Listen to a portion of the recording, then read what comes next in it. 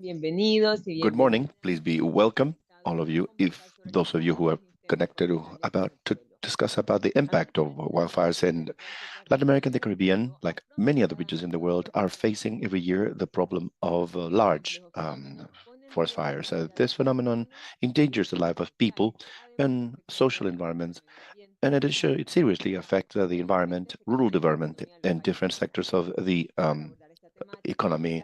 In order to address this issue, the Soil Committee of Practice for Latin America and the Caribbean, a body promoted by FAO, and the Soil Alliance for Latin America and the Caribbean, ASLAC, held a technical debate in which members of the community were invited for 3 weeks to discuss what does it mean to lose soil and why educating to conserve it, the role of soils and forest fires, and the need to involve the population in soil conservation and land restoration in areas affected by fires. Our objective with this webinar is to delve deeper into these topics. I am Ana Posas, and I will be facilitating the session today. I would like to start by greeting our panelists. Sol Ortiz Garcia, she's the General Director of Policy, Prospecting, and Climate Change of the Mexican Ministry of Agriculture and Rural Development, and Chairman of ASLAC. Laura Betarrillo Sanchez of the National Autonomous University of Mexico, and past president 2023 and 24 of the International Union of Soil Science. Jorge Matei Solera, professor and researcher of the Universidad Miguel Hernández of Spain, and professor and researcher of the Miguel Hernández University. Agustín Mino Garcia, professor at the University of Santiago of Compostela, Spain. Pablo Sousa Alonso, postdoctoral researcher at the University of Santiago de Compostela, Spain. Carmen Sanchez Garcia, postdoctoral researcher at Swansea University of the United Kingdom. To the representatives and teams of FAO offices in the region, to the members, professionals, and technicians from academia, research institutions, farmers associations, and regional and global networks. And we'd like to thank the members of the soil communities of practice and family farming communities. Both communities can join through the links that we have shared in our chat. Thank you all. To all of those of you present for joining us, please be welcome. And we'd like to record who are here with us and to get to know what are your opinions about the different aspects of the topics that we will discuss during this session. In our YouTube chat, you'll find a short link to a form, to a brief form. It won't take more than a minute, I guess, to answer that. Please take the time, click on the link, and answer the questions. Please remember that we are going to be broadcasting this event with simultaneous interpretation into English. You can have access through the YouTube channel from the website www.fao.org/Americas, and also from our Twitter account at FAO Americas. Please comment on the event regarding this social network with the hashtag incendios forestales, soils, mejor producción. We also, before starting with the presentations of our panelists, would like to highlight a few key messages that took place during the discussion. During the Congress, we highlighted the impact of fires on different biomass. For example, we heard the case of wetlands in Paraná in Argentina. They're showing how wildfires alter organic matter and the nutrient cycling affecting soil fertility. It was underscored also how important it is to understand these impacts for conservation. Besides, we heard about the importance of dynamic forestry systems that combine production species with accompanying species, and how this keeps the quality of the soil and the production of nutrients, especially in preventing barren soil after a fire. We also emphasize on the need for education or to build awareness regarding the importance in the long term, as well as the importance of having sound scientific information, and the collaboration among institutions in order to understand the environmental problems in a consistent manner. There was a reinforcement that we need to adopt a preventative instead of a reactive approach in the case of fires. And we underscore the importance of effective communication using methods that are able to reach out to a larger audience, such as design thinking or storytelling, in order to transmit scientific findings without compromising the local communities. It was also said that in spite of the financial challenges, we're still optimistic about the possibility of having positive response and if the budgets are adequately allocated. In summary, the members underscore the importance of protecting and understanding the soil, as well as the urgent need of building awareness, providing education and adequate legislation in order to preserve these valuable resource for the generations now and in the future. All of this information will be available on the Community of Practice on Soil website. Remember that we'd like to keep on hearing your opinions about this topic. Please remember and please fill out the form using clicking on the link that was shared on the chat. We're really interested, so you can answer that during the webinar. So at the end of the discussion, we can draw a summary as a preliminary analysis of the answers, and hopefully that will allow us to guide future action of the community of practice on soil. Without further ado, we'd like to start with our panelists. Let me offer the floor now to Laura Berta with her presentation. What does it mean to lose the soil and why educate to conserve it? Dear Laura, you have 10 minutes, please.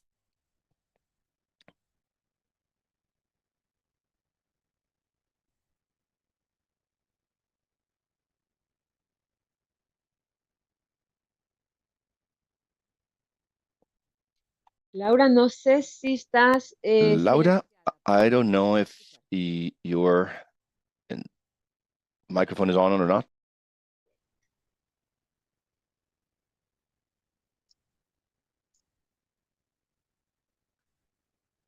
Ok, sí, estaba en silencio, disculpen. Sin problema. Yes, I was in mute, I'm sorry. Bien, inicio de nuevo. Okay, let me start again. I was just wishing you a nice day on behalf of the International Union of Soil Sciences. As we all know, the USS. I'd like to start this discussion by talking to you about what it means to lose the soil, fertile soil on this planet. The loss and degradation of soil resources means the loss of all terrestrial flora, and with it the loss of the fauna it feeds and from which it feeds. It also assumes a terrible loss of planetary biodiversity and therefore a very serious destruction of the food chain. In a forest fire, not only do we lose vegetation and tree cover, besides a significant loss of wildlife, but also there are significant damages to the soil because its physical, chemical, and biological properties are altered, and the consequence is the loss of organic matter and of biological activity due to the loss of biodiversity. This impacts its structure, texture, and porosity, and therefore modifies its ability to um, drain, altering the availability of clean water and favoring erosion, therefore reducing its productive capacity. Therefore, we lose fertile soil and clean water at the same time, while large quantities of carbon dioxide are issued to the atmosphere, contributing to a higher global warming. And as a consequence of wildfires, we add the loss of human lives and the damage to cultural and economic heritage of our societies and countries. Without fertile soil, there are no plants nor animals to eat. There's no water to drink, nor oxygen to breathe. There's no life and or any type of sustainable development. Excuse me, is dear Laura. The slides are not running. I'm not changing them. I will change it when the time is due. Soil, I was saying, is the primary engine of economy, not only through the generation of food in order to process and to move the world market for human consumption and animal consumption, but also as a bridge to many ecosystemic services provided. And therefore, its loss will lead to a strong economic breakdowns and the food insecurity with severe social impacts such as the poverty, inequality, violence, and lack of justice due to hunger.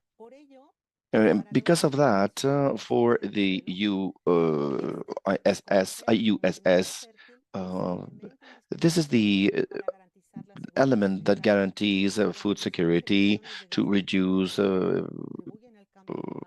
GHGs that contribute to climate change, providing clean and drinking water necessary for human life and animal life to carry out all the biogeochemical cycles of the planet, as well as sustaining ground and aquatic ecosystems and practicing sustainable agriculture in order to achieve sustainable development goals. And that's why our two main objectives are to stop soil degradation and to stop this degradation as a guarantee to preserve drinking water and the production of enough food for a population that is always growing.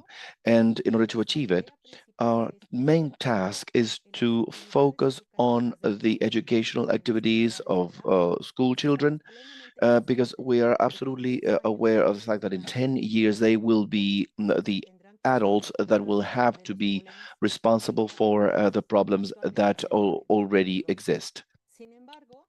However, we know that it is not possible to preserve the soil or to achieve sustainability if we don't change our culture, and we cannot change people's culture if we don't educate them in order to build a different culture at the citizenship level, and therefore the importance of educating for sustainability.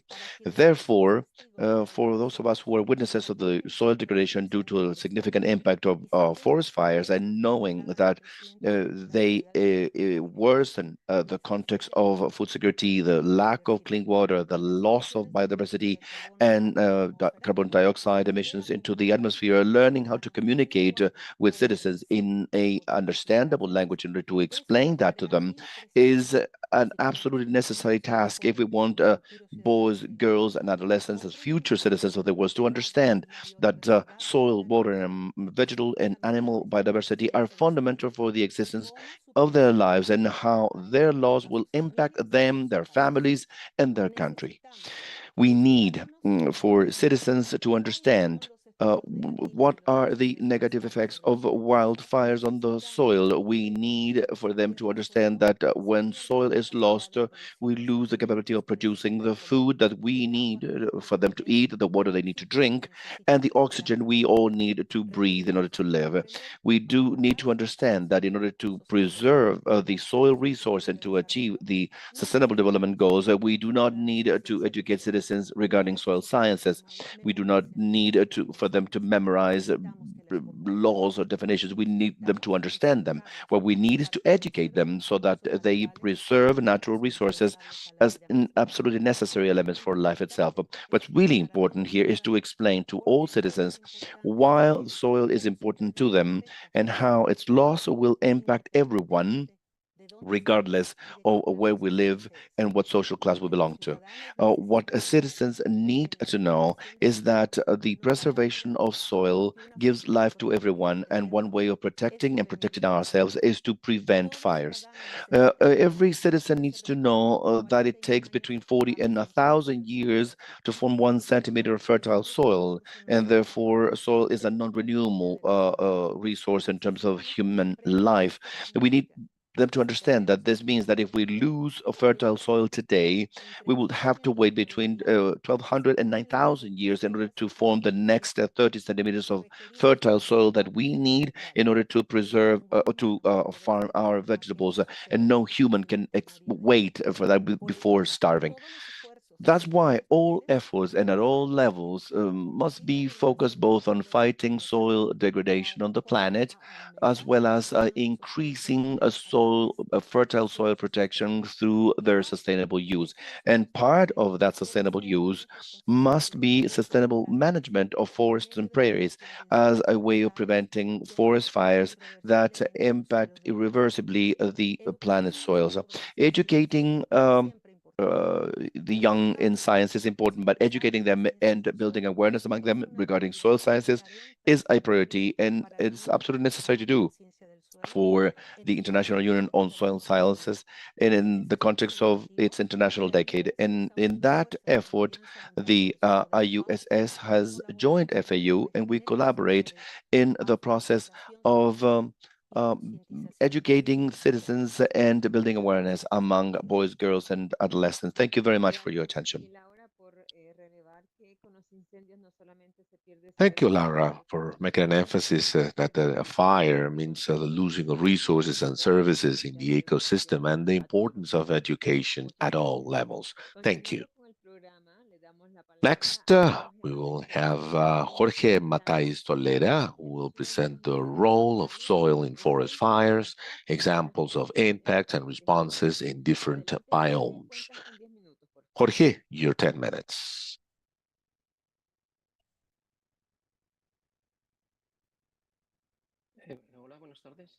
Good afternoon. Can you hear me okay? And can you read this? Okay. Thank you for your kind invitation. I will offer some hints on what are the factors that have an influence in the impact of forest fires on soil, and among them, what's the role, the type of soil, and the response to forest fires. We need to understand fire is a global factor that's been part of the evolution of many ecosystems, and in fact, in some cases, they're fairly well adapted to this disturbance, and they are part of the natural cycle. The problem is that we have a full distortion in most of the fire regimes in the different ecosystems. Nearly half the planet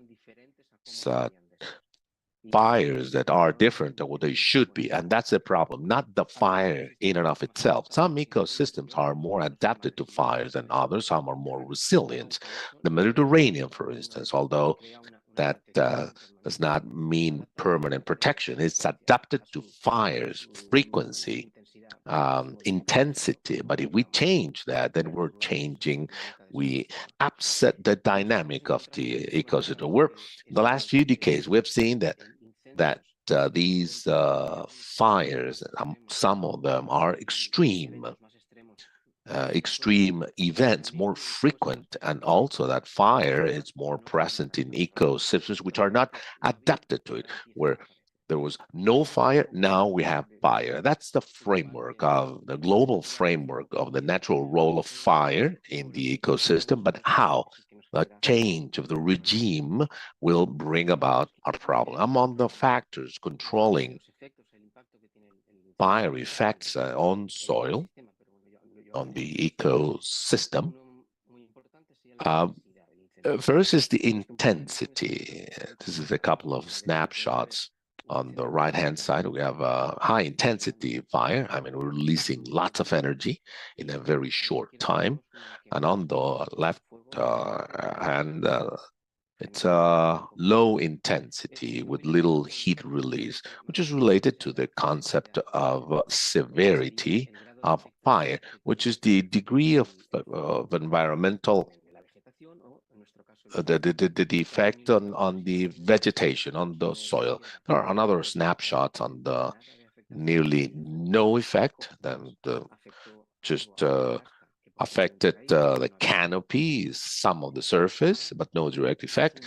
And then consumption of the organic matter, and even affecting the first few centimeters of mineral soil because of high temperatures of the heat residence time, as we can see on the right-hand side. Depending on the severity, then we will have different temperatures, and temperatures in the first few centimeters of mineral soil, and as a function of the temperature and the time, the residence time, then we will have a series of changes in the soil properties. Like Laura just said here, it's a summary in green. This is some of the biological properties at relatively low temperatures. That's the effects on the main component of soil, biology, bacteria, fungi, roots, seeds. All that ecosystem in the soil is affected at relatively low temperatures. In blue, we have the chemical properties, and there are different ranges of effect. At no more than 200 degrees, there is no loss of organic matter, loss or transformation. But we've reached these higher temperatures and we're losing organic matter. And this is a very important component. And we also see that the organic matter goes through a transformation, pyrogenic carbon, pH increase, carbonates formation, and physical properties as well. For instance, the stability of aggregates, the soil-water balance of enhancement, the mineral fraction of clays, all those physical properties may be affected depending on the temperature. But not only that, these take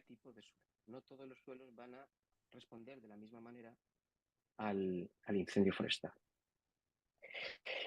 Más factores que influyen, pues por ejemplo la topografía es muy importante. Si tenemos una fuerte pendiente y unas laderas con mucha longitud, es fácil que se alcancen después del incendio que ha quedado.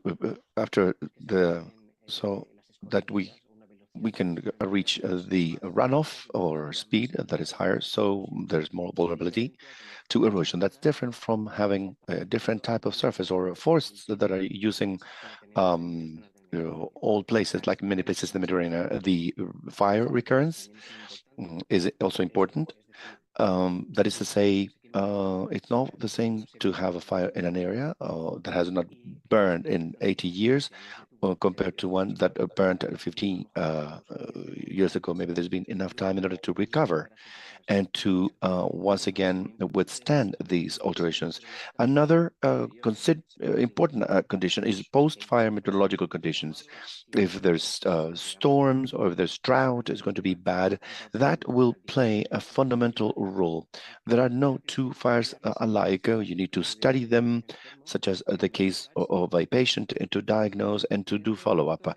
And among the factors, I'd like to focus on the fact that the type of soil also plays a significant role, because we know that soils are diverse. We do not have a similar soils in different ecosystems, different biomas. There are more representative soils, but even within the same ecosystem, we have lots of variability in terms of properties. That is expected. It's logical to understand that there are different types of soils that will respond in a different way. And as an example, what could be with different properties, let me give you this hydrophobicity. Hydrophobicity is something that dry soil does not absorb water. Its droplets stay on the surface without seepage. Usually, mineral soil should be hydrophilic, but some soils have organic compounds that make them hydrophobic. And this is a property that tends to increase or appear after a fire. So the fact that right after the fire, vegetation has been lost and there's barren soil, and we have this property is a problem, because if the flat area, water in the end will seep, but when there's a certain grade, the water will run off and will not infiltrate, and therefore we will have more runoff, more erosion, and what's important, less water in the soil to start up everything again. But we've seen that, for example, this soil is very difficult to become hydrophobic because it depends very much on its intrinsic properties. The ones that are sandier is easier because this is caused because of organic compounds. A sandy soil has a very limited specific surface. Limited organic matter is needed to cover. A more clayish soil will be more difficult. And I'm simplifying this very much because I'm going very fast, only 10 minutes. But not only the clay content in this soil, but also mineralogy the type of clay. That's also an important aspect. So we have found that in different places with different biomas, soils are different and they answer differently. Just to give you an example, in South America, this one in Patagonia, in the Torres del Paine Park, find very vulnerable soils to degradation after a fire, because these are soils that have limited development. They are very young, limited time to form aggregate. We need to consider that these soils were covered by ice during the last ice age, and they've been uh, uh, forming, and the starting material is very sandy. These are soil vulnerable soils. They are also hydrophobic. Another example is in Arequipa, in Peru. It's very arid zone. However, because of the fact that there are significant topographic contrasts because of the volcanoes around Arequipa, there are levels between 3 to 4,000 meters with ecosystems in which there's much more precipitation in those areas. And those ecosystems, we found that after a fire, they become very vulnerable to degradation. And by monitoring for several years, in this case, the fire in 2019, we saw that there's not significant recovery, but there's degradation because of several reasons. For what I said, it's a very vulnerable soil because it's very sandy. It has developed volcanic material, but with a very sandy texture, not much aggregates present, and it's a zone in which it rains very little. So the risk period, or when it's vulnerable until it's recovered again in vegetation, is longer compared to other zones where there's more water availability.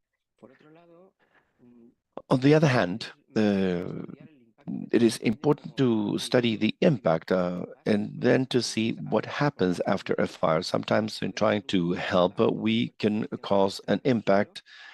So in some cases, it may be even worse than the fire. I am showing if anyone would like to actually delve deeper. This is an example of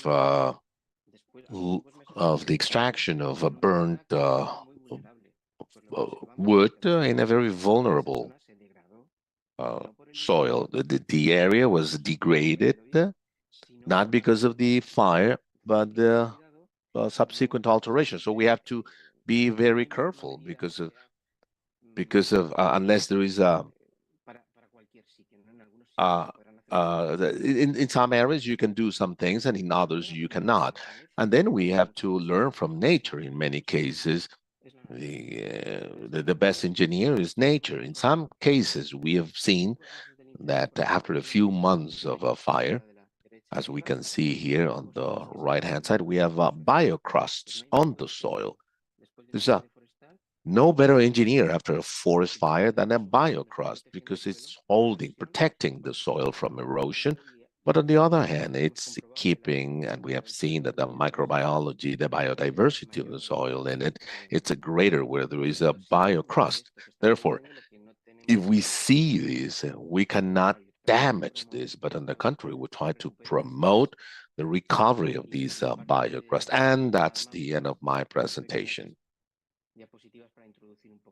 This is just an introduction into the topic. Thank you, Jorge.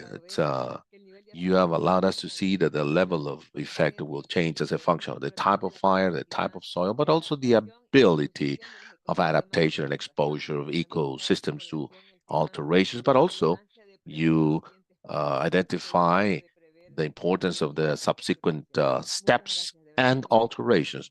Thank you. That was very illustrative. Please remember that you can always ask your question through the chat pod.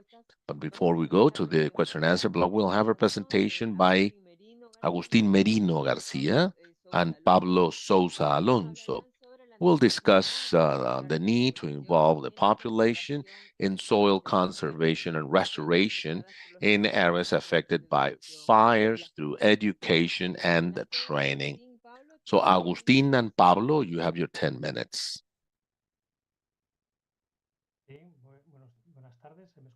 Good afternoon. Can you hear me okay? Loud and clear. please go to the presentation mode.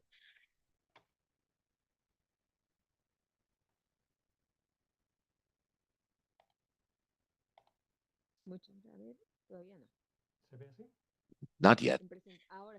Now we're ready. Greetings from Santiago de Compostela. Thank you for the kind invitation to this important event. And today we'll be discussing a series of strategies in order to have the population involved in such a complex problem such as the forest fires. But we will do this through education and training at different levels of the society. First of all, let me review what we know, the scientific technical basis of knowledge on forest fires. Of course, this is highly advanced. We understand the damage on the environment, biodiversity, water, the socio-economic impacts, which are huge. Most of the time, we know the causes of the fires, an inadequate forest management, climate change. We know how to prevent them. We know that by reducing biomass through natural strategies such as grazing or the controlled burning, it's important. And we know how to protect the soil, how to preserve them after a fire. Despite of all that scientific basis allowing us to manage the problem in an effective manner, these are the results. And this is in this society where we see and we know a lot of things, we have been able to reduce the surface area affected by wildfires every year.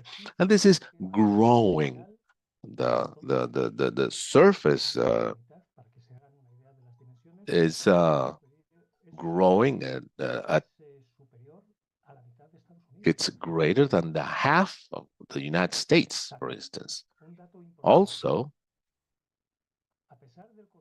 despite the knowledge we have, we are only capable of protecting less than 1% of the burnt surface area, less than 1%.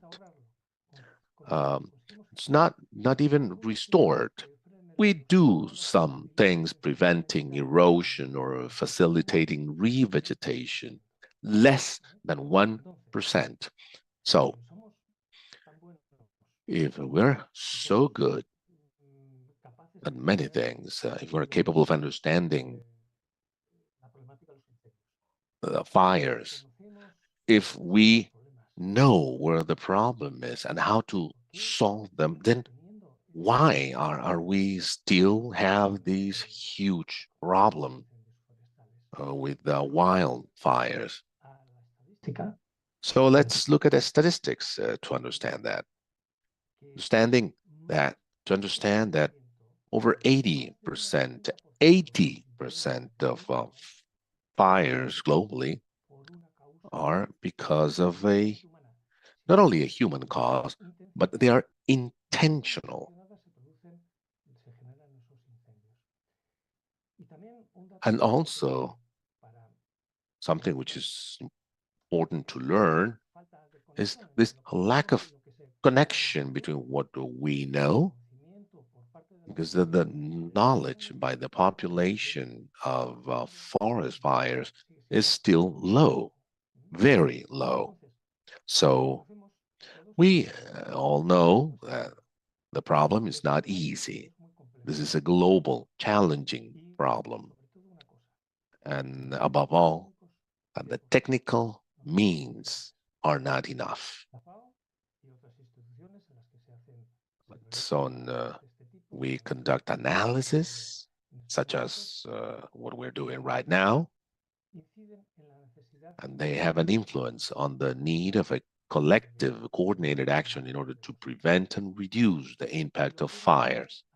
And they want to do this through three strategies: through the strengthening of training, the promotion of culture and prevention among the population, and also through forestry management, considering the community as a whole, as well as all the stakeholders.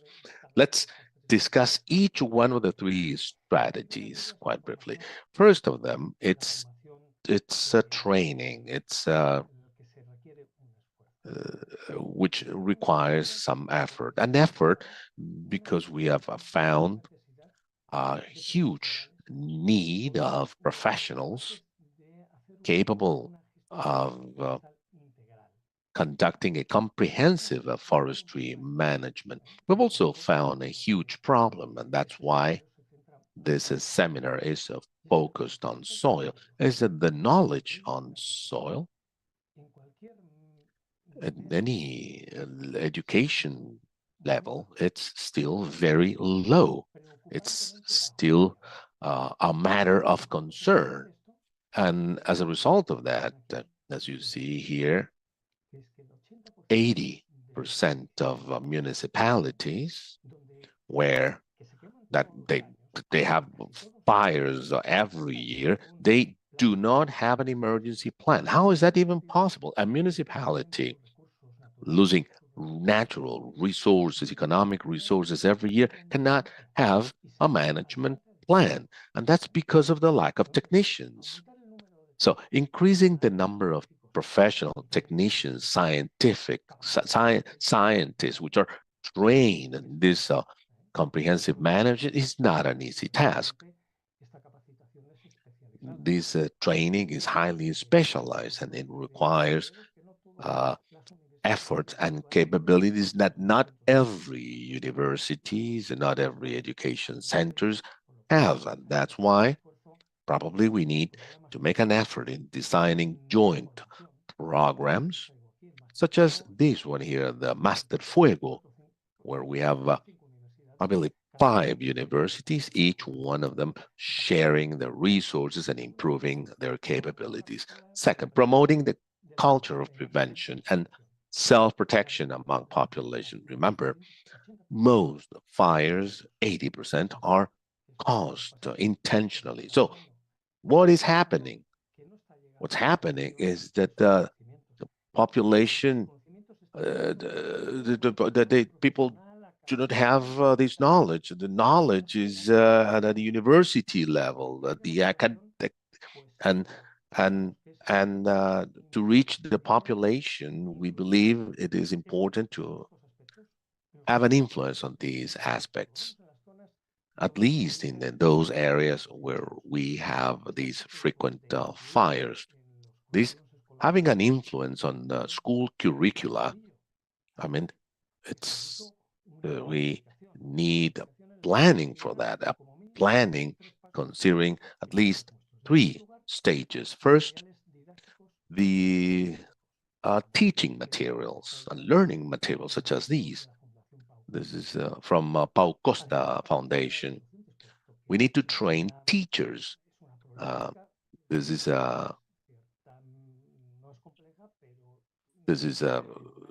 not a difficult task, but it requires knowledge for faculty to feel comfortable. And last but not least, have the forestry services and researchers in these teaching activities, so there is an effective transfer to the vulnerable population. Third of all, have the communities involved in forestry management, because different studies, including data by FAO, put an emphasis on the fact that when the population is interested, is actually involved, the number of fires will actually decrease. I mean, this is not easy. I mean, this is not. This will take years, where we need to promote transparency, where We need discussions so that decisions are agreed, and for these discussions to include traditional and local knowledge in those decisions. Those are critical aspects that in many cases are not taken into account. So in closing, this is a proposal, this is a modest proposal as to how some projects may have an influence on those three strategies: training, promotion of culture, of prevention, and comprehensive community management. The project I will refer to, it's a project based on a powerful teaching tool, which is the service learning. This is Plantando Cara al Fuego project, promoted in 14 autonomous communities in Spain and Mexico by UNAM and in other areas of Mexico. I will ask you for a little effort. Look at here, this slide. You see there one of them, this person here. She's a student from our university. She's being trained on education activities with the children. We're thus reinforcing the training of these individuals. There are several kids there and a teacher. These people are receiving information on the impacts of fire that took place right next to a school, and they have seen the burning environment. Now they are becoming aware of the impact of those fires, and they're learning how to restore. There's somebody else here. He is part of the community. Somebody who has a forestry management business. So we have then this third block, which is citizen engagement, citizens participation. So three little elements that will help greatly to these three strategies. It's called Plantando Cara al Fuego, and I would encourage you to visit these websites. Thank you very much. Let me thank FAO for the opportunity to share with you about these ideas and to transfer some of knowledge in order to address these huge problem of forest fires. Thank you, Agustin. As you said, it's really important to analyze what's the origin of the problem so as to offer adequate multidimensional involving intergenerational solutions. So that's critical. Before we go to the Q&A block, I have 5 short messages. If you want to participate, please please post your questions in the YouTube chat and tell us your name and to whom the question is addressed. Don't forget to comment on social media with the hashtags forest fires, soils, and better production.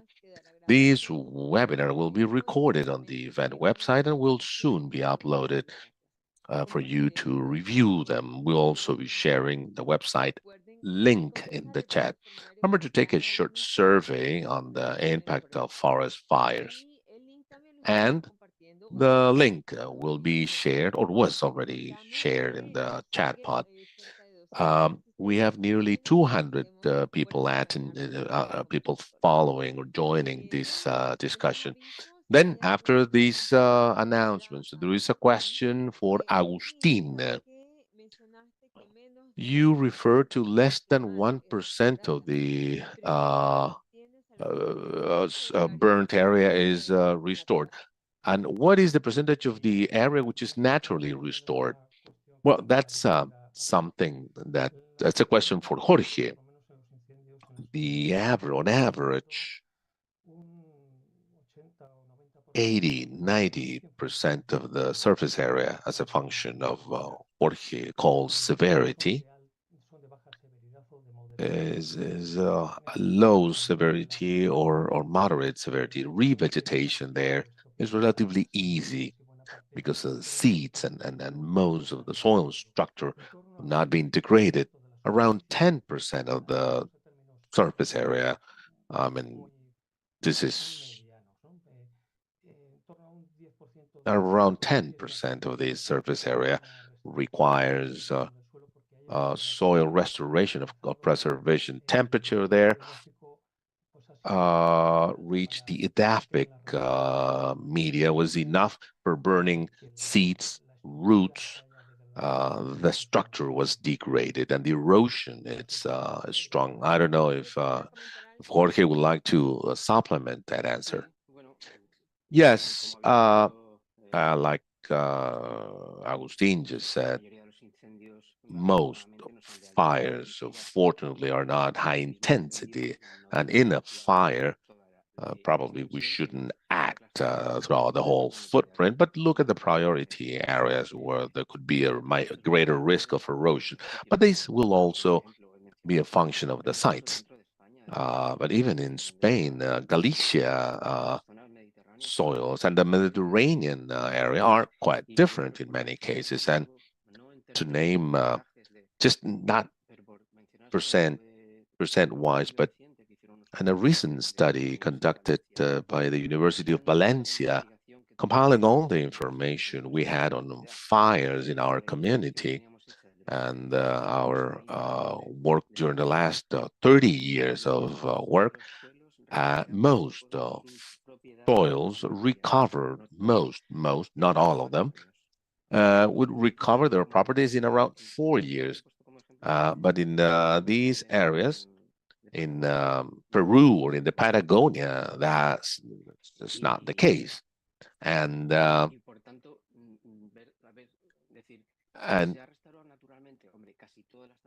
we've restored all the burnt areas, and we see how vegetation will regrow. But it will never reach the same amount as before. After degradation, the functional capability will not be the same. It will be green, yes, but not fully recovered because the soil has lost part of the soil. So it's difficult to say because just it depends, it varies. Thank you both. There is a second question that probably after maybe Agustin can but the question for you, Agustin, is what are the solutions you're suggesting for the burning of agricultural waste, which is the cause of fires and degradation of soil quality? Forestry wastes are burned in order to avoid potential fires. So we pile the biomass in the critical areas during summer, and also, well, ashes may be used as fertilizer. So in every region, there are certain guidelines to organize those burning activities and to have them in the season where there is the lowest risk to prevent the expansion to the rest of the biomass. So if this is necessary, and in some cases, what we could do is to add those wastes on the surface. But if burning them is necessary, we have to follow the guidelines by the regional governments as to how and when doing this. Jorge, would you like to supplement that? Just to confirm what Agustin has said, burning is needed because it has to be done, but if it is organized and if they're done in winter or periods in which there's no risk for that to go out of control and it's well organized, those are low intensity burning activities, so they are not very severe fires. And Carmen talked about ash, but they fertilize the soil. It's also useful, but possibly the best is to combine different strategies. Part of that biomass may cover the soil. Today, we know the worst for soil is to be naked. And if something is covering the soil, well, good. And on the other hand, we can reuse that biomass as fuel to regenerate or generate a circular economy in areas where forestry and agricultural resources can be used as an energy source. Perfect. Thank you to both. We'll continue with our panelists. And in order to continue, we have Carmen Sanchez Garcia. She will present on what happens after the fire, chemical characteristics of the ashes and their impacts. Dear Carmen, you have 10 minutes. Hi, from Wales in the UK. Thank you very much for the opportunity to talk about our work in this forum. Well, uh, I wanted to talk about ashes, why we need to pay attention to ashes, some of the chemical features, and some of the impacts that they may have. But before starting with this topic, I simply wanted to highlight, and the other panelists have touched on this topic, that in the environment we have different types of fires. We have what we know as forest fires, wildfires that are highly severe, just like the ones we see here.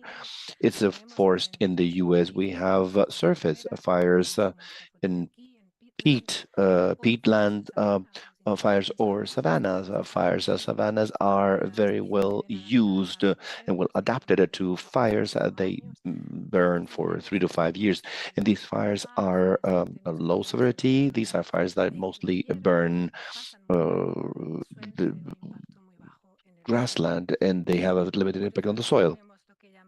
On the other hand, we have controlled burning, such as agricultural burning or for afforestation, or so all of these types of fires will have different impacts. Today, I wanted to talk about ashes that have been produced after a fire and not ash that is produced after control burning, and I wanted to make that distinction. So, ashes, for those of us who work with ashes, we understand ashes as the residue that covers the soil after a fire that has a mineral component and also an organic component that is usually charred. What the fire does is concentrates in ashes the elements that do not volatilize, such as phosphorus and carbon. And as it's been said by other panelists, ashes represent a nutrient flux into the soil. They have a fertilizing effect. This is not new. Farmers have known this for centuries, and this is the basis of many of the agricultural burning activity that takes place in order to regenerate grassland. However, when we compare ashes with soil, ashes are enriched in nutrients, but they may also be enriched in potentially toxic elements. Ashes are very mobile, are light, and they're very easy to transport by wind and water. So if we think of a burnt area, such as this picture, this has been burned to a significant degree. We'll see ashes covering the surface of the soil. If it is precipitation is enough and the land allows for runoff, the risk is for this ashes and sediment that is loose to end up in drinking water contexts, such as in ponds or lagoons. So this is a picture of a lake in Australia that received ashes after a fire, and it caused an algae bloom because of the nutrients in the ashes. That's why the green color on the picture. This may have significant consequence on drinking water in that reservoir, for example.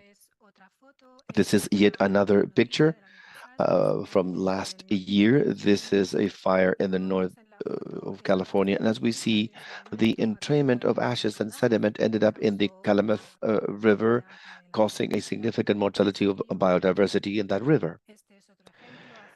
This is yet another example a few years ago in Australia with a similar impact. So we know that ashes may be associated to social, environmental, and economic impacts that are significant, and that the increased runoff and erosion after the fires may transport these nutrients and these dangerous substances to rivers and reservoirs. Ashes may be associated to health problems, for example, respiratory diseases or even skin problems. So far, well, because of the scientific community level, we did not have a standardized level for sampling and analyzing ashes. It's not been easy to do comparative analysis of the chemical composition of ashes and between different studies so that we could assess their impact. So in a study that we have recently published from the University of Swansea in collaboration with a very large group of other researchers worldwide, we have collected a database quite thorough regarding chemical characterization of the ashes, and we have identified what are the key factors in their chemical composition. In order to do this, we have collected ashes in 29 study areas. As we see on the map, these represent the study areas, and the color of the dots represent the types of ecosystems. As you see, it's been a very thorough effort along decades, but there are many places from which we do not have samples, and many of them are in Latin America. So if any of you who are listening today are interested in this topic, please keep in touch with us and we can discuss in further detail. But for now, we have 11 types of ecosystems represented. In total, 150 samples that have been collected after high and low severity fires or before and after the first rains. All of these ashes have been analyzed in the laboratory, most of them in Galicia and Spain. And we have analyzed pH, electric conductivity, and total and dissolved concentration, and for a number of elements. So I don't have time now to delve deeper into the results. I will just present what are the main elements in the ashes, and then I'm going to leave a link to the publication. So if you'd like to check in further detail. So the main elements that we have seen is organic carbon to 20%, and this is not surprising. It's because the vegetation usually is the main source of ashes, of course. Other abundant elements are calcium, aluminum, of iron, and nitrogen. The presence of iron and aluminum in particular show that sometimes, especially in quite high severity fires, ashes may have a significant soil component, because the fire not only burns the vegetation, but it also burns the soil itself, as we have seen in the previous presentation. As to metals, the most abundant ones are manganese, zinc, lead, chromium, and copper. However, when we have compared these concentrations in the ashes with international thresholds for soils and sediments contamination, because for ashes they don't exist yet, this concentration of metals on ashes is below or did not go above these international thresholds, except for some cases in which the burned zone may have been contaminated right before the fire, and that had been already contaminated, or in which the majority of the area may be metals are occurring naturally in these areas. Just to highlight that another important chemical component that is potentially harmful that may be found in ashes that we have not analyzed but other studies have include polycyclic aromatic hydrocarbons, cyanide, corrosive compounds, etc. It would also depend on what has been burnt and where. As I said, one of the key objectives we had was to try to identify the key factors that affect the ash chemical composition. And Jorge already talked about the severity of the fire. We classify fire severity according to the color of the ashes and the degree of combustion of vegetation and the soil. So the severity of the fire is a key factor that will impact the ash chemistry. Ashes that come from a lower severity that have been produced during a low severity fire are darker, and they have suffered a lower degree of combustion or more incomplete combustion. on the opposite, those ashes that are being produced during high severity fires, they tend to be lighter in color, more grayish, and they have been subject to a higher degree of combustion and a more complete combustion. The precipitation is another factor that affects the chemical composition of ashes. Some ashes have been collected before and after the first rains in the zone, so that's an important aspect to consider. And as I said, the characteristics of the zone that is affected, the vegetation characteristics, the soil and geology characteristics in those areas are what we call the geogenic background. So this is the publication. If anyone would like to delve deeper, everything is in detail. The database is free, so everybody can have access to it. And just in closing, I wanted to send the message that the actual impact of ash will depend on how it blends with the soils, sediments, and the water, and how these ashes mix and how it dilutes in terms of concentration. That's the concentration we will have in the environmental matrices. And with that, just to highlight the work of my colleagues at Swansea and other collaborators in the study. Thank you very much.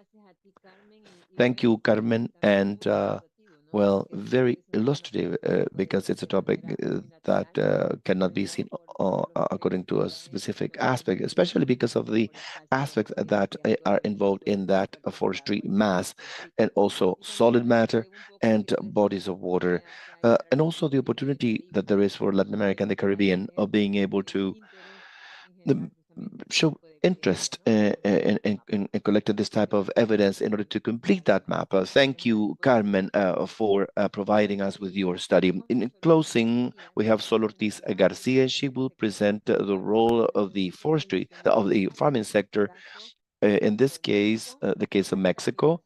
The hashtag Mi Parcela No Se Quema. You have 10 minutes.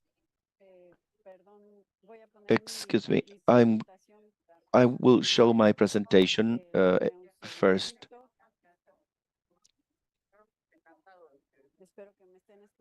I hope you can hear me, and if there's too much noise in the background. Thank you. Well, first of all, I'd like to greet all the panelists with whom I'm sharing this platform. It is really an honor to be with renowned experts. I'd like to thank also those who are connected online. And Anna, hello, and thank you very much for the support. And it's a pleasure to me. Excuse me, could you please show your presentation in the presentation mode? Yes, thank you. Let me know if you can see it in presentation mode already. Yes. Thank you, Anna. Well, what I wanted to highlight is that I'm very pleased to participate in this seminar because one of our agreements in our assembly a couple of years ago, a couple months ago, talks about more collaboration with the community of practice. And for those who do not know what PLACA is, it is a climate action platform for Latin America and the Caribbean. That's PLACA that was launched during COP25. Well, it is a pleasure to present a case that we've been developing in Mexico, which has to do with how we are trying to reduce forest fires associated to agricultural burning activities that go out of control. We've heard briefly, I will try to delve a little bit, that the use of fire in agriculture is a very traditional practice that is still being used in several places in Mexico. In fact, that is known as the Rosa, Tumba, and Quema practice. This is something that is considered that fire in agriculture can be useful either in order to prepare the land for sowing, and some ash may contribute to fertility with some elements. Also, fire is used in order to fight pests or some diseases, and in the case of livestock areas, in order to renew natural pastures for animals. Although this is an immediate solution, if this is repeated constantly, it may contribute to degrading the soil, losing biological diversity. We know that the diversity that is found in soils, FAO calculates that 25% of biological diversity it's in the soil. But if this is a recurrent practice, it tends to reduce fertility and to decrease soil fertility and low productivity. Uncovered soil increases the possibility of landslides, drought, and erosion.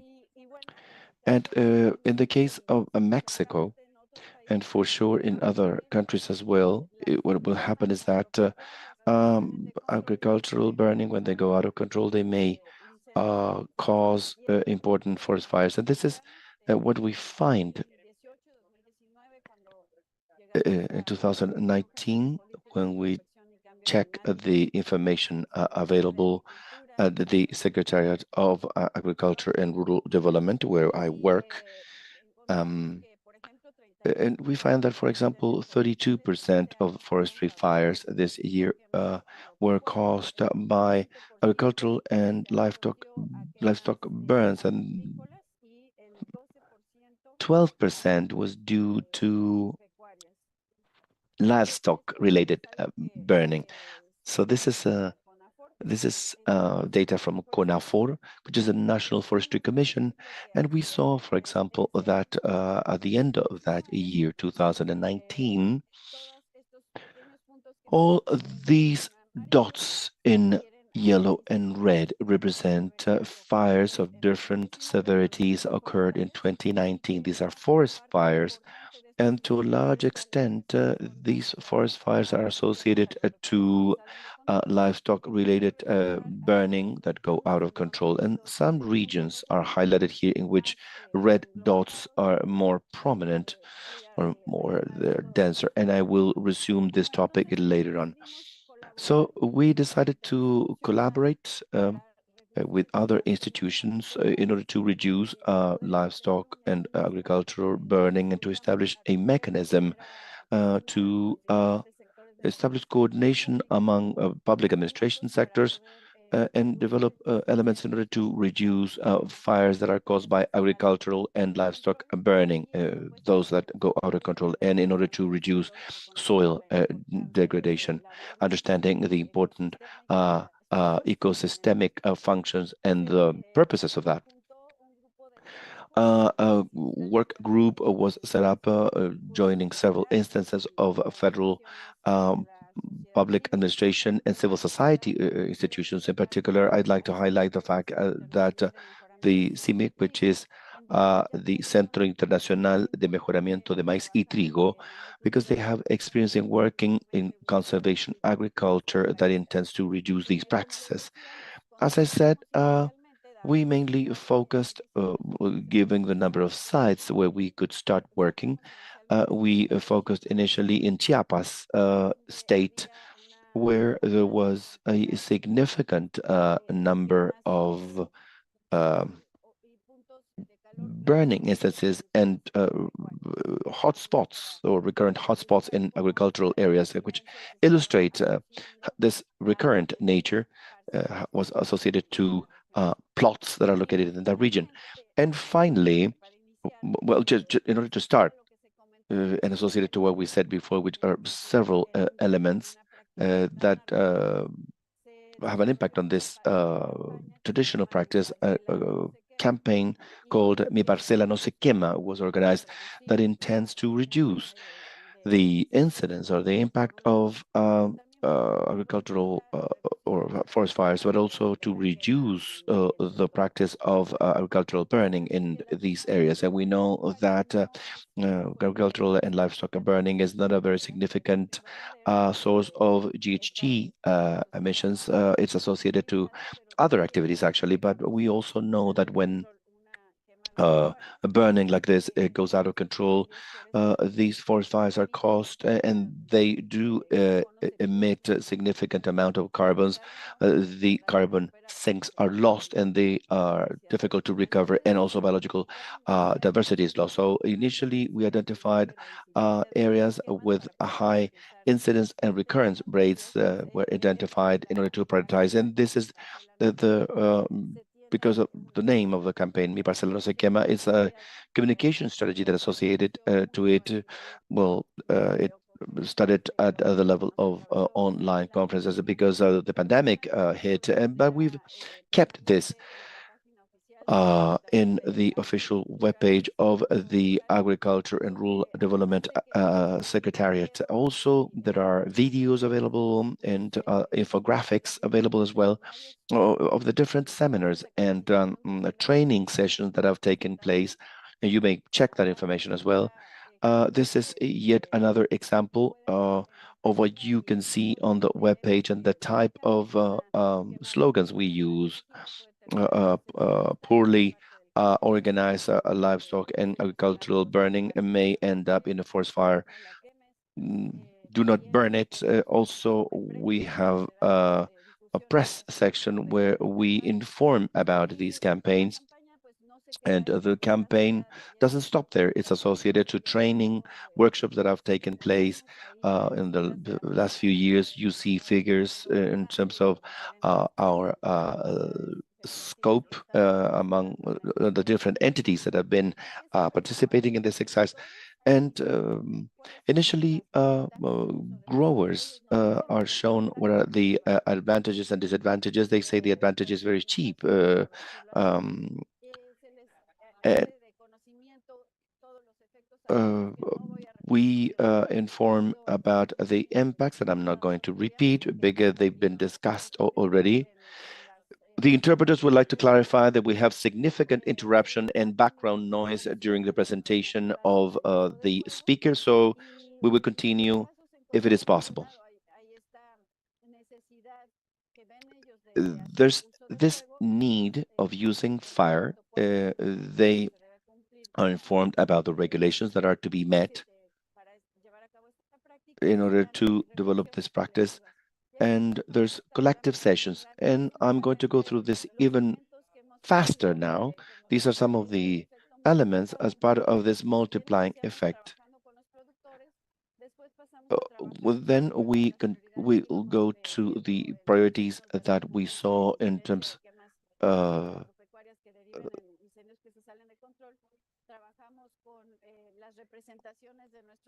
the representation of our states and different events, and these are the numbers that we've achieved, a number of farmers. Another element that contributes to this campaign is burning restrictions. This relates to, excuse me, I ran out of time already. Please, 2 more minutes. The burning restrictions in specific times of the year, where also they burn tires. This is another.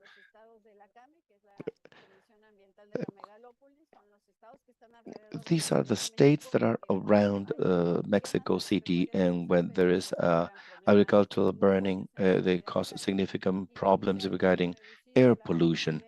And the incidence of those burning activities have been reduced during this restriction period.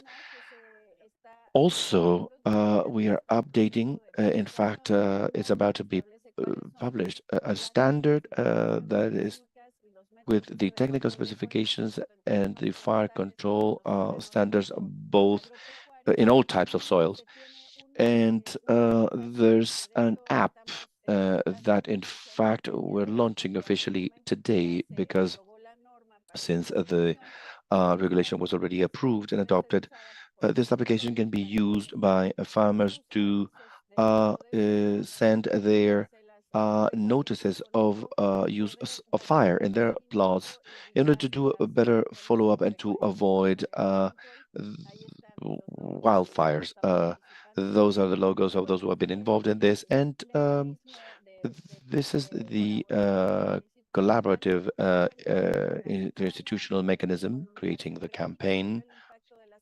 This is information about the impact of this uncontrolled burning, a protocol in farming areas in order to reduce the impact of these fires that are due to agricultural burning that goes out of control.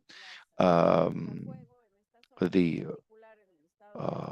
firewalls have been promoted in Chiapas, and fortunately, we have the support of a GEF project with International Conservation to develop this application that we will use at CONAFOR, because people can issue reports and give alerts about fires, maybe that, and those that burn, then I can also give notice of that. There are some limitations that I'd like to highlight. We have a relative reduction of the percentage of forest fires associated to agriculturally related burns.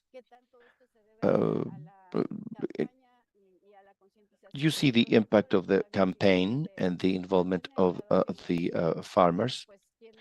Difficult to manage because fires many times there's a multiplicity of factors that are involved, climate, drought, etc. And we also need to look for other mechanisms to assess the impact of the campaign. What practices are changing? And also, there's significant background noise at this moment, so the interpretation will resume when that ends. Puedan tener maquinaria para la cosecha en verde y bueno, eso también limita la eliminación de las agropecuarias. Y bueno, solo para ilustrar finalmente algunos de los materiales con los que contamos y cómo estamos tratando de incidir en que se cambie la forma de producir y decir mi parcela no se quema, pasar del rosa tumba y quema al corta, pica y reincorpora. Pues es todo. Gracias por su tiempo y por su atención. Muchas gracias, Sol. Muy ilustrativo también y seguramente todos esos materiales. Very interesting presentation. Probably all those materials may be replicated in the various countries in Latin America, the Caribbean, and also the colleagues in Europe. Right now, we have over 250 people joining this webinar, which proves the interest on this topic. And there again, use the form in the link. And now we will go into a Q&A. This is a question for Jorge.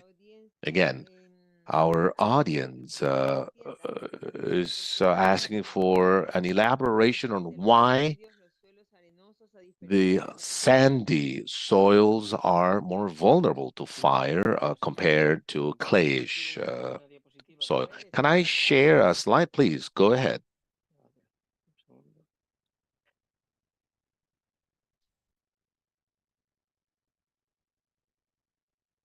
No sé, a mí me parece. ¿Lo veis o no? Can you see it? Yes, put that in a presentation mode. Anyways.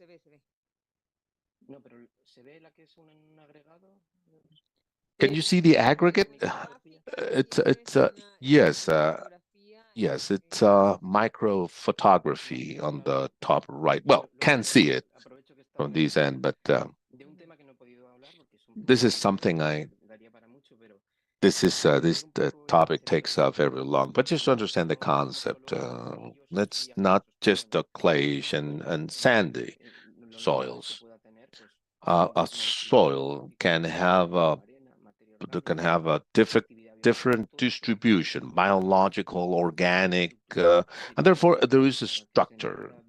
There is an aggregation of different components. We have these clumps, and these clumps are particles which are arranged and organized and aggregated. A sandy soil, it's difficult for it to become an aggregate. It's dependent on the organic matter. If you have a fire in the soil, which is with high sand and little clay, and you have a combustion of the organic matter, particles are not attached. And if you have a runoff, you will lose them. However, if you have some more clay and organic matter, despite the combustion of the organic matter, you have other cementing agents in this aggregate, and the particles are attached, and they will not be run over after a fire. Well, there are different aggregation patterns. That's an example. Water repellence is one in a clay has lots of specific matter, and you need lots of organic matter. On a sandy, you have a very specific surface, water repellent, and without aggregation, then it is highly vulnerable. I don't know if I managed to explain that, or maybe I should elaborate. No, as you said, this is a very difficult task, probably a topic for a different seminar. Carmen, what is the relationship between ashes and mollusks and fish? I'm not aware right now of a study relating ashes. I mean, I know microinvertebrates that they have studied that, but I'm not aware of shellfish and fish. During the last 10 years, we have had more study. We know more about the ashes, but this is still an area which requires further research.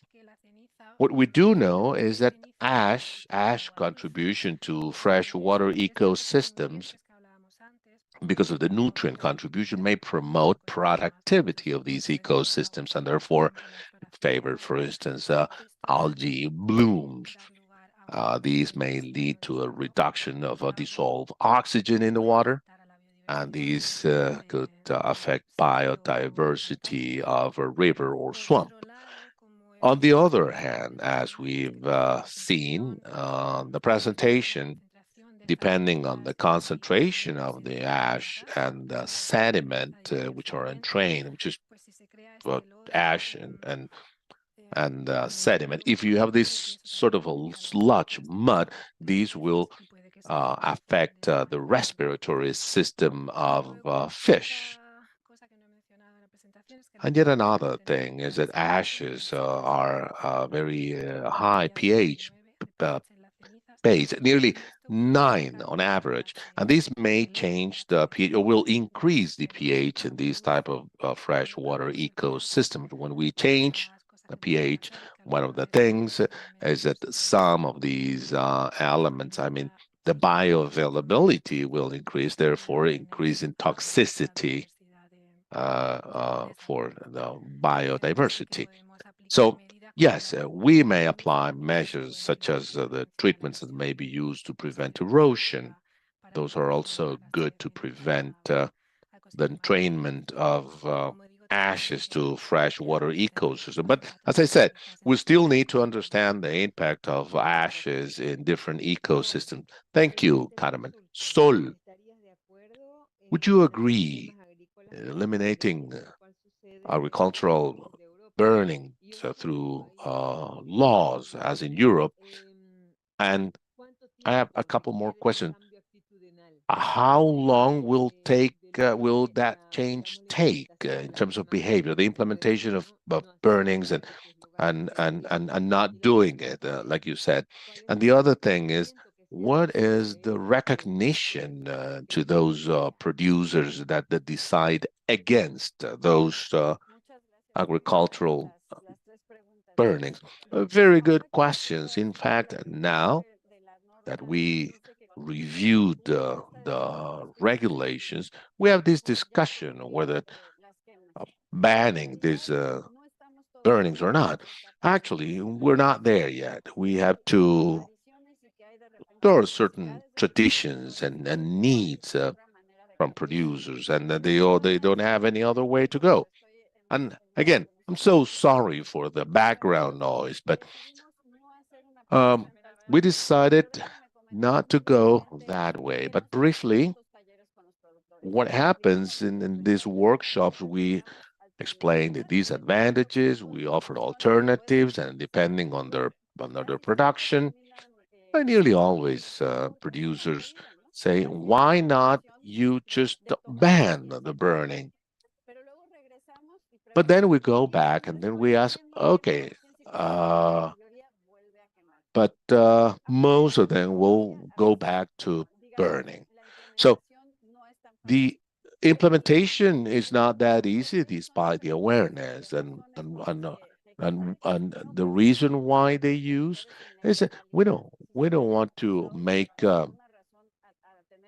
producers to go into illegal actions if we go in that direction. But some municipalities have decided to ban those burnings, and in those municipalities they have a very strong fines, and the number of burnings have been reduced. But they want to do this in a gradual manner.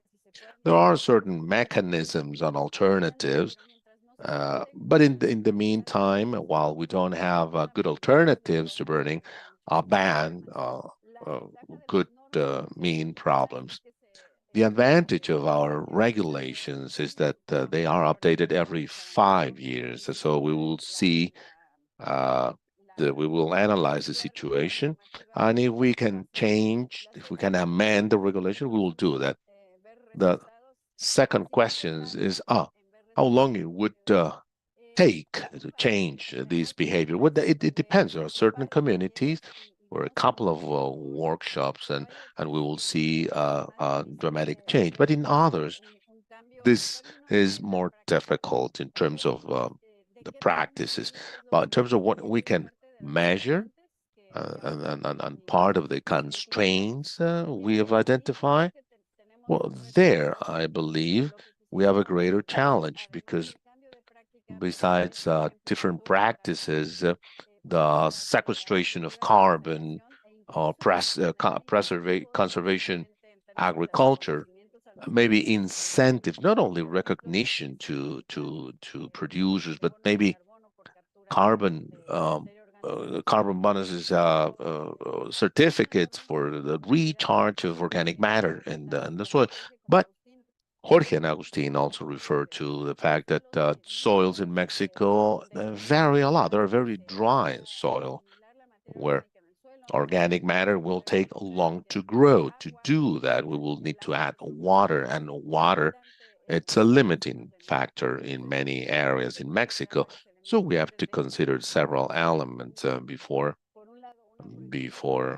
uh, banning these burnings um, and having the right indicators to measure results. What recognition we offer to producers?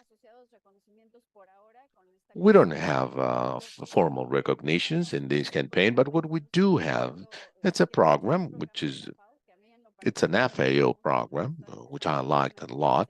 We've been using it in Mexico, and it's called where we have this raising of awareness on the soil that make reference to an inadequate practices for soil diversity. And in these, we train leading producers, which in turn train other neighboring producers. We offer them a recognition. We certify them. This is a certificate by UNAM, which is the University Program of Interdisciplinary Soil Studies, along with the FAO. And this recognition is something that has encouraged them. I mean, it's a unique certificate with a QR identifying the producer, and there, maybe we could include producers managing to stop agricultural burning as a regular practice. Thank you, Sol. And because of time restrictions, we have one last question for Carmen.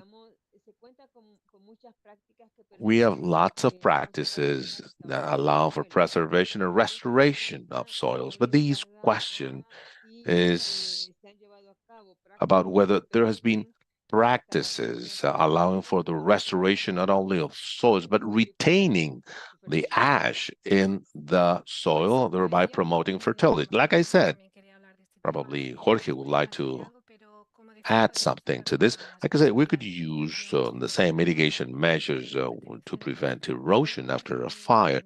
May I share a slide, please?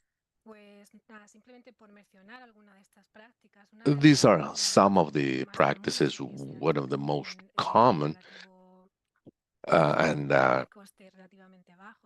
fairly cost-effective is the mulching, which is covering the surface with hay, in this case, some vegetal material.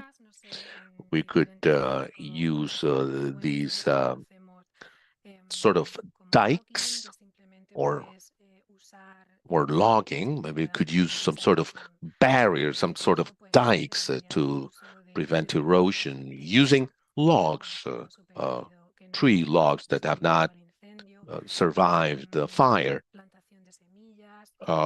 seeding, I mean, anything that will make us retain the soil, and the ash will help. And now that we are here, maybe this would be useful for some of you. This tool, Web Cloud Water, this is a tool we've developed by Swansea together with the U.S. Forest Service. Much of the information, of course, comes from the US and Canada because they have a lot of experience in this. And this is a tool, this is an online tool. This is the link. It's a free access, helping prevent water pollution and soil preservation. And one of the interesting thing about this model is that within a burnt basin may help identify slopes that could be more exposed to erosion. This is something that will help us to prioritize these type of treatments in the basin, being able to prevent these ash transport downhill. I don't know, Jorge or any other speaker would like to add something to this. Jorge? Well, it's a very comprehensive explanation. Same strategies to preserve the soil could be used to preserve ashes. But again, I like that slide with this model to prevent or to estimate the higher risk. I mean, we should ask on those higher risk areas. There is no perfect measure. I mean, you cannot mulch the whole system. If you put mulch, if you apply mulch, we have seen that this will have an effect. So let's just do that where we believe the risk is higher. And if we see there is a good restoration, let's not enhance the damage. So let's study this together and have to have a good assessment on site. Thank you. We're about to adjourn the session for today. So in closing, let me share the results of the survey. We don't have time to discuss that, but 62% believe that more environmental awareness may reduce forest fires, and over 87% are not, community are not aware of the effects of fires. Over 70% believes that school curricula are the best way to prevent forest fires, and over 70% believe that one of the most important measures to prevent fires is control of agricultural burning. On political measures and government actions implemented by countries, and I mean, the results are not good. Over 60% believe these regulations are not enough nor effective.